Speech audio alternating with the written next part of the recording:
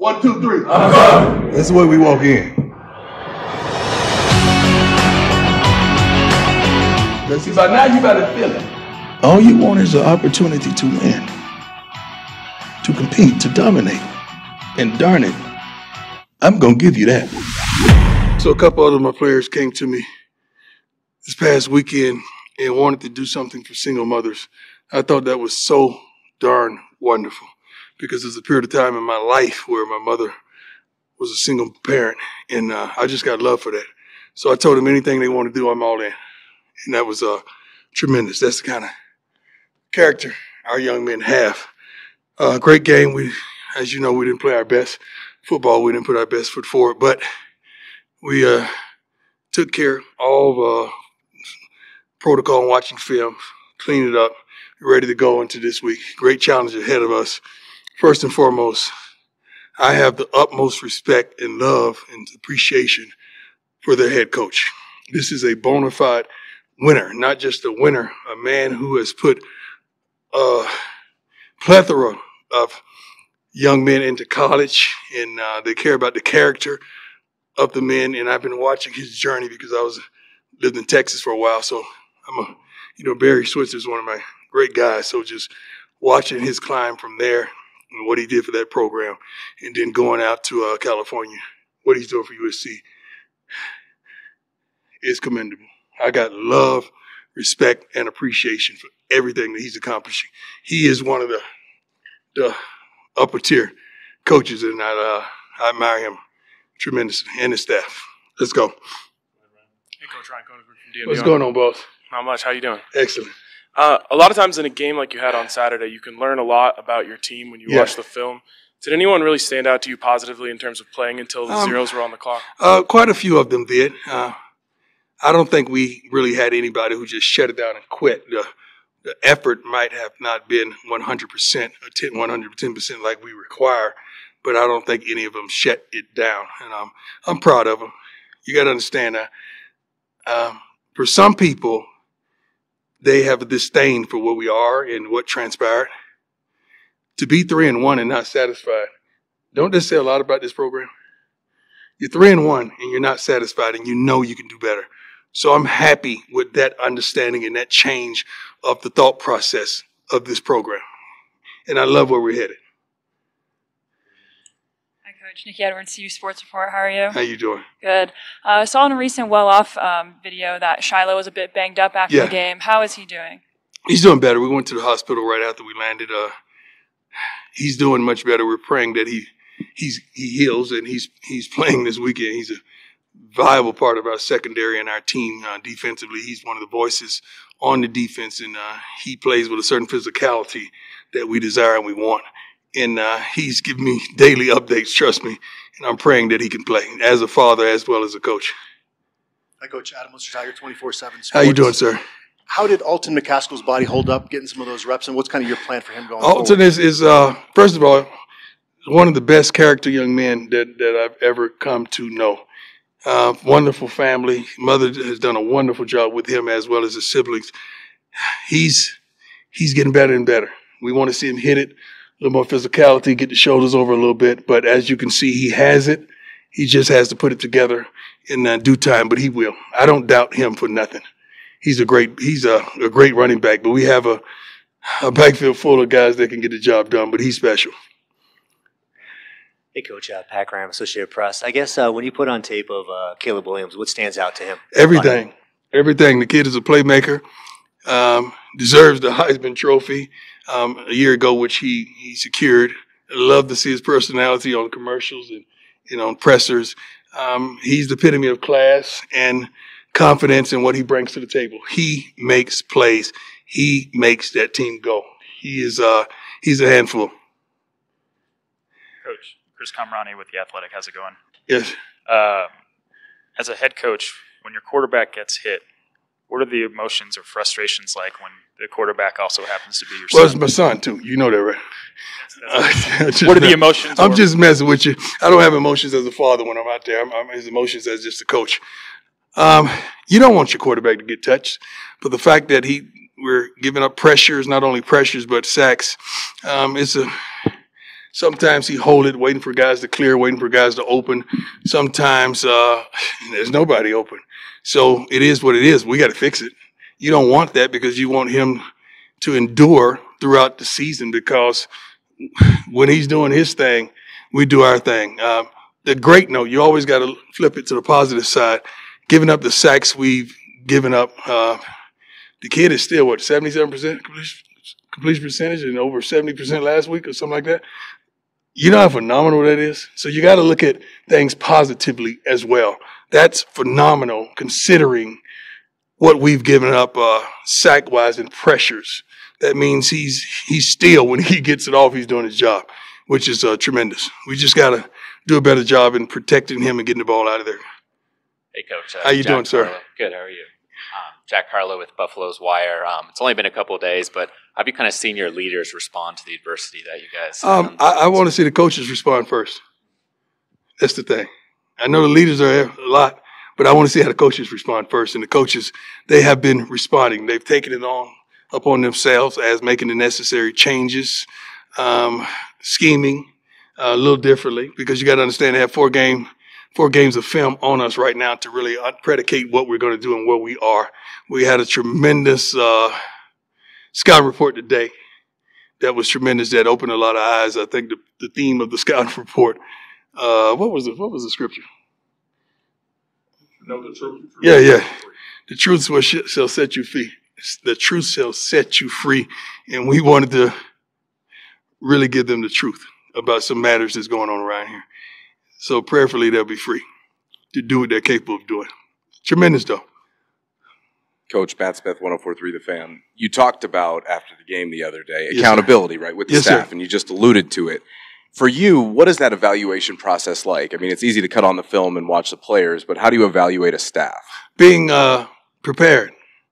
It shouldn't be maybe a couple surprises throughout a game, but there shouldn't be a multitude of surprises. We should know, okay, they're going to do this, because when pressure's on people, they resort back to what they normally know. So we should know up on third down when they want to send pressure where this is coming from. We should know, understanding on this formation, they're going to run the ball. We should know what's coming. It's not a bunch of surprises in football. It just comes down to, can your team execute much better than they can? And they executed much better than we could.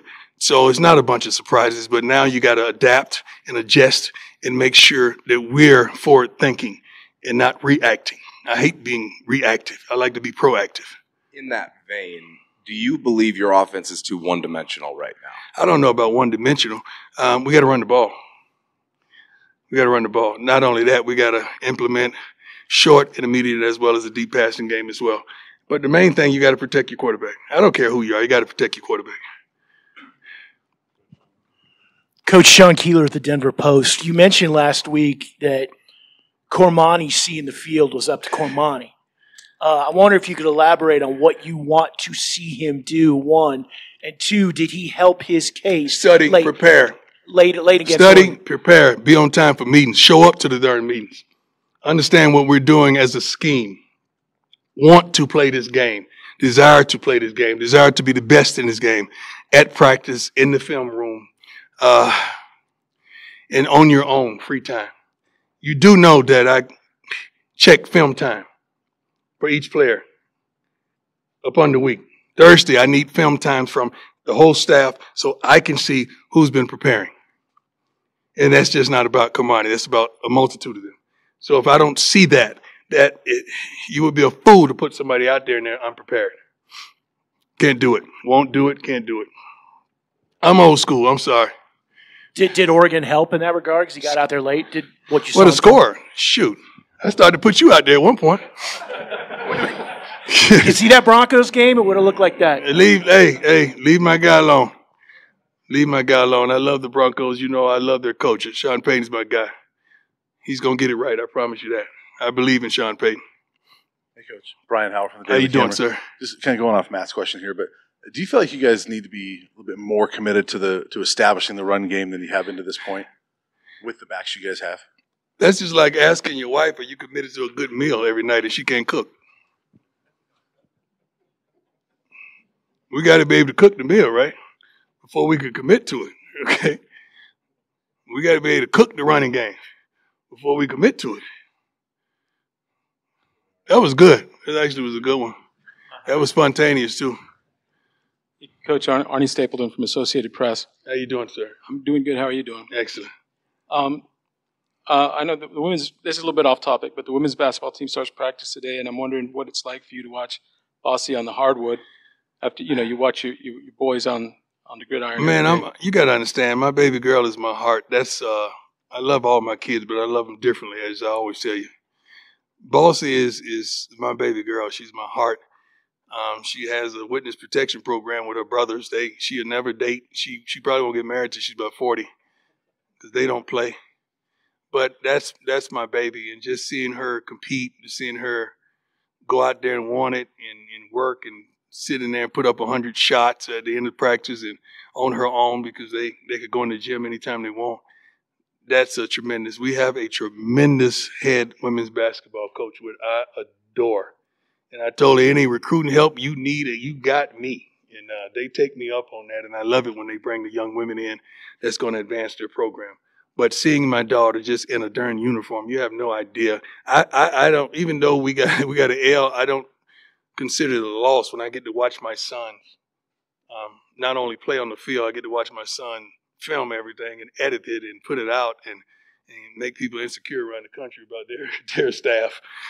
Then I get to see my daughter, come in my office and take a nap on the couch and do on that, shower up and put on all my clothes and steal them. I get to see all of that. So I'm living a wonderful double life here as a father and a coach, and I love every minute of it. That's a great question. Thank you, man. You brightened my day up. Appreciate it. What time? What time is it? Is it 12:30? Is it 12:30? I'm talking about what's time the practice? I got to go check it out. She don't want me to come to practice, though. She never wanted me to come. Hey, Coach. Tyler King with the Denver Gazette. That's a dogs and coffee shirt. I like that, my man. I appreciate that. Amen. Sticking with the parental aspect, this weekend you guys will be playing Jerry Rice's son, Brendan, on the other side. I'm just curious what that's like for you as your kids get to go against his kids. I can care less. I don't give a darn about that. I care about all my kids, man. All my kids that have on a Colorado Buffalo uniform. That's what I care about. I can care less. I care about Mr. Williams, Caleb Williams, and that whole host of young men that's coming. I'm happy for Jerry that his son is doing his thing. I saw T.O. post about his son and scored a touchdown last week. And I'm happy with any father, man, that's there in their kid's life and doing a wonderful thing. I really am. I'm into fatherhood. I really am. Ariel Arsuto back here. So Keyshawn Johnson went on and said that there may have been some coaches who released some information about your team to Oregon. Was that something that maybe you were alluding to after the game when you said that teams are trying to beat you and not you? No, I was alluding to what I said. I was honest about what I said. No, that happens every week. That's not just from an Oregon game. That's life. And I want our coaches to understand that we're not just playing against a team. We're playing against all of college football. It ain't too many people lined up to see us dominant, to see us win. And they got to understand that as a whole. And our entire staff has to understand you're not just participating against that per se school. We call for information as well. So this not a one-stop type of thing. But I know Keyshawn alluded to the gentleman saying that they have a plethora of calls trying to assist, which is understandable. That don't make it no tougher, no easier. We understand that's what we're up against. Do you mind if I ask an unrelated question while I have the microphone? Yes. Haley Van Voorhees, she's a player for a D3 university. She was the first female who is a non-kicker to get on the field this past week as a safety. I just wanted to know what your thoughts were about a woman non-kicker getting on the field and actually making a play. She got a quarterback rush. Awesome. I'm all for it. I'm happy for her. First of all, I'm concerned about her safety. I want to make sure she's safe, but I'm sure if she's put on the pad, she understands what goes along with that. But, I believe in equality, not just of ethnicity, but gender as well. So I'm all for it. God bless her. Hey, Coach. Patrick Dawson, Scobo Sports. I was just, throughout the game, you guys have been very reliant, throughout the season, you guys have been very reliant on 10-11 personnel. And even in 11, you split Mikey out wide a lot into the slot. So I was wondering what the issues with quarterback protection? Have you guys considered running more 21, 12 personnel, keeping an extra guy? You're getting a little technical, man. Just what you trying to say? You getting? Have you guys tried to thought about keeping more guys in the backfield or on the line to? You keep more guys in the backfield, then you got 3 guys to go out for a pass. You got 2 guys to go out for a pass, and it's easy to double them. Everybody goes with tendencies. We just got to win. When we're out there, regardless of what personnel, we got a receiver out there, he has to win his matchup. He has to win his battle. And we just got to call things a little more understanding of the coverages as well. But we will get to that. We'll do it. I think we're still pretty good ranking-wise amongst the college football. I know we're 3-1, but I'm pretty sure there's a lot of schools out there would love to trade places. Ryan McGee with ESPN. Dion, first time I saw you was at Clemson Death Valley back in the day. Yeah. And people were booing you. Your whole life, you've been divisive. People Yeah, really when love I you. came out the womb, I was booed. Right. Or they really don't, right? Yeah. So, and a lot of those don'ts have been very vocal this week. What's your message to them? And then what do you tell your locker room? I don't have a guys? message to detractors or haters. I don't have a message. I don't take my time to respond and to defend myself. Why would I do that? I'm giving you a microphone if I'm doing it. I'm giving you solace that you're in my life. I don't care. I really don't. So if it's been that way all my life, you would think that I'm used to it. I'm not new to this. I'm true to this, and I keep going. So I'm good with that, man. I'm good with that. This is a comfortable place for me. So what do you teach your guys in the locker room who are new? It's at about this? us. It's not about them. It's about us. Everywhere we go, even in your darn families, you're going to have detractors. You're going to have naysayers. You're going to have doubters. Even in your darn family. And you guys all shaking my head, shaking your heads like, yeah, my aunt, she ain't no good. Yeah, I know. My sister ain't. She's ignorant.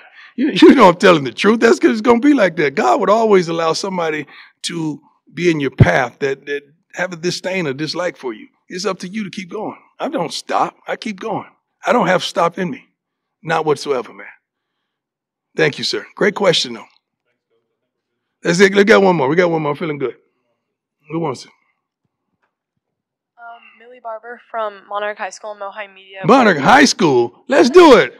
That is me. How has the atmosphere been changing, especially since the Oregon game? That you guys were on that high, 3-0. How is the atmosphere? Has the atmosphere? We're still on a gone high. up? We're still on a high. We're not on a seesaw. Yeah, we don't go up with the weight coming down. We don't do that. We rock steady, baby. I'm sorry, I didn't mean to call you baby. I don't want to be vilified by calling a woman baby in this climate. Okay, ma'am. We're still on a natural high. We're still working our butts off to achieve perfection. We're still loving what we do and doing what we love. We're still who we are. Things just happen in life, but we can't stop. We got to continue to focus and go forward and move expeditiously and still walk our path. I'm loving our kids. I'm loving our staff. I'm loving the community. I'm loving the support, the student body. I'm loving every bit of it, and I can't wait to see how they show up and show out. You got to understand, David's got to have a Goliath. Yeah, if David don't have a Goliath, he don't get to use his stones. That was a good one. I'm in right there. Thank you. God bless you. I didn't get. I'm sorry. You do a great job. ABC announced 10 million viewers for the Oregon game, most watched game this season. Second most watched regular season game in CU history. We've now had 35 million viewers through 4 weeks, average at almost 9 million viewers per week. Defense, offense. Our Chancellor Field de Stefano, right? Did I enunciate that right? Stefano, I'm sorry. I had to say Stefano. That's how Stefano. That's my guy, man. He did some wonderful things here, even changing some things so a lot of our athletes could get in, and then they proved themselves that they should have been in. But he is a wonderful human being, always greets me with a smile and a hug. He's going to be missed. I think he's going to continue his term, isn't he? Until the end. Yeah, which is phenomenal. But I have much admiration, much love, but much respect. And he's a legend to me because he embraced us with open arms and made it possible for us to do some of the things that we're doing. And hats off and God bless him. He will be missed, but I'm sure he's going to stay around in some capacity, which is a good man. We must applaud our good men and our good women while they're here and give them their roses while they can still smell them. God bless you.